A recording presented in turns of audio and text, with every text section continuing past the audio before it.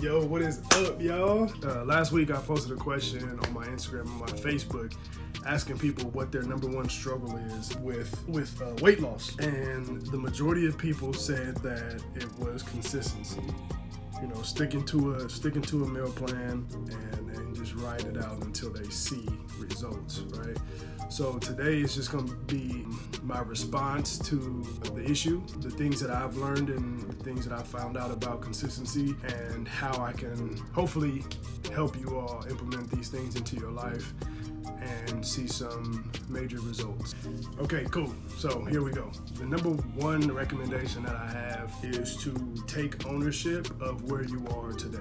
And the reason being is not so you can, beat yourself up or feel down about it, but what that does is when you take ownership of what you have done so far to get to where you are right now, that gives you a sense of control over the situation, right? If you are consistently blaming things around you, whether it be your kids, your husband, your wife, your job, being busy, as long as you're blaming other things, there's no sense of control. So you have to say, okay, I did this to myself, over a period of time.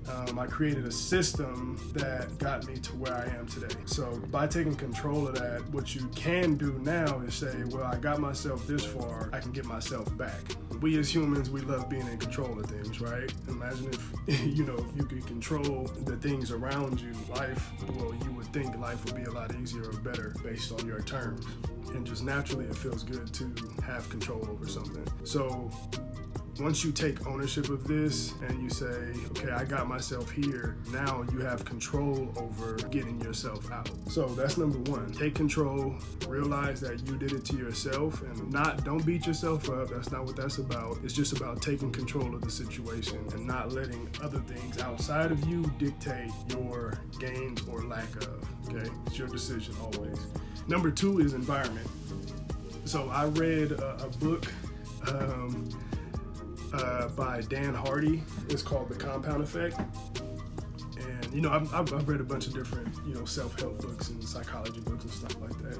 And environment, what is around you, has a lot to do with how you act, how you respond to certain situations, and your environment pretty much builds you, right? So there's this one study done at General Mass it's a hospital in Massachusetts, and what her idea was, okay, I am going to shift the entire culture of the lounge or cafeteria and have people eat healthier without telling them. And what she did was she took all of the foods that were quote unquote unhealthy and she moved them to different spaces that were inconvenient or not as convenient. So she moved the bad foods to inconvenient spaces and moved the good foods to the more convenient spaces. And she didn't mention this to anyone except, the researchers. And what they found was the sales of the bad foods, the sodas, all of this stuff that was no longer convenient and easily accessible, all the sales went way down. Right? All of the waters and the salads and all that stuff went way up just because it was more convenient. And that's how we are as humans, right? We want to get the easiest, we want to always reach the easiest thing. We always want to get, whatever is easiest, that's what I want to grab. And that's why, this fast food and all of this stuff is so prevalent, because it's easy, right? So I am going to ask you to create an environment that is going to support this new lifestyle. Because as long as you got chips and as long as you got, Hostess cupcakes and all of that stuff in the house, that's what you're going to reach and grab. So just take all of the stuff, out of your cabinet, move that mess to the trash or to the back or somewhere where you're not going to see it, it's not easily accessible, and move all of the stuff that you should be eating to the front. Okay. Number three is finding a meal plan that fits your lifestyle. Okay. There are so many, plans out there that are really restrictive, right? And they don't want you to eat anything, right? They're just like, can't eat that, can't eat this, can't eat that. Now, if you go from eating whatever you want and do a complete 180 and start going the other way and cut off everything that you've been eating, you're never gonna survive that. It's too drastic. okay?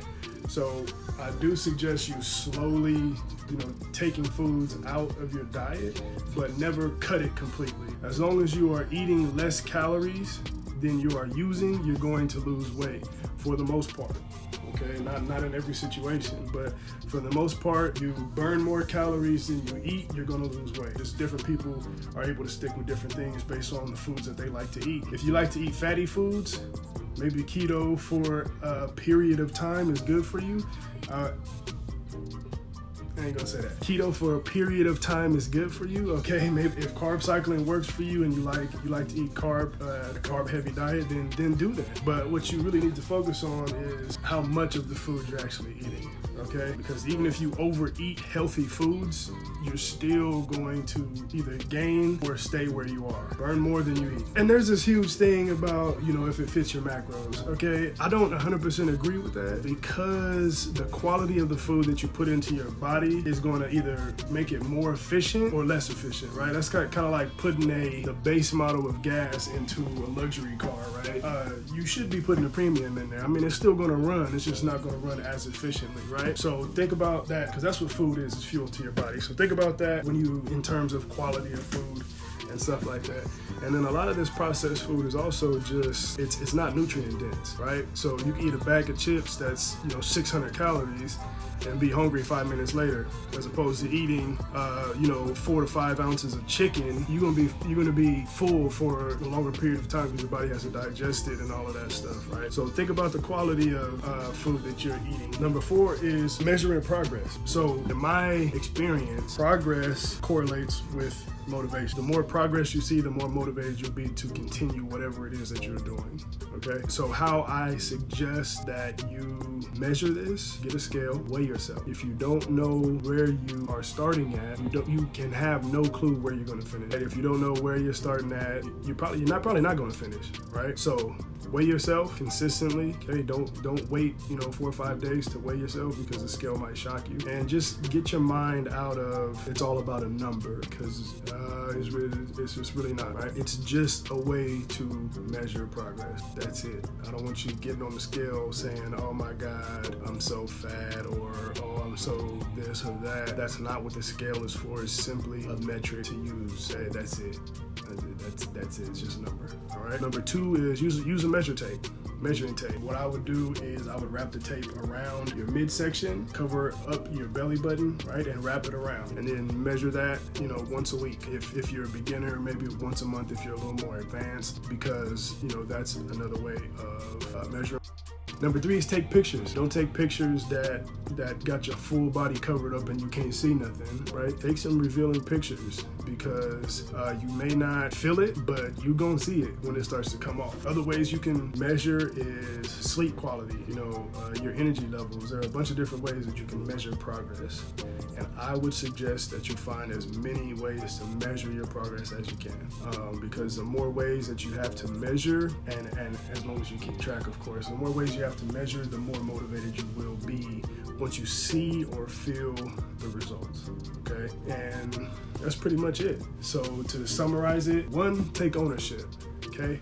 2, change your environment in a way that it helps you get to your goal, okay? And I don't want to hear well, my husband doesn't eat this, or my kids don't eat that. If your husband ain't eating healthy, he needs to be, okay? And if you feeding your kids fish sticks and hot links, you got other problems, okay? Your kids need to be eating healthy just like you should be, all right? 4, finding an eating style and a plan that matches what you like to eat. And number 5 is measuring progress. How did I get over there? It's 4. 1 is taking ownership, 2 is environment, 3 is finding a plan that fits your eating style, and 4 is measuring your progress, okay? Please comment below, like the video, share the video, let me know what you think. If you have any questions or anything that I can go a little deeper into, let me know, and hopefully, and I will do that for you all, okay? Cool. Until next time, peace.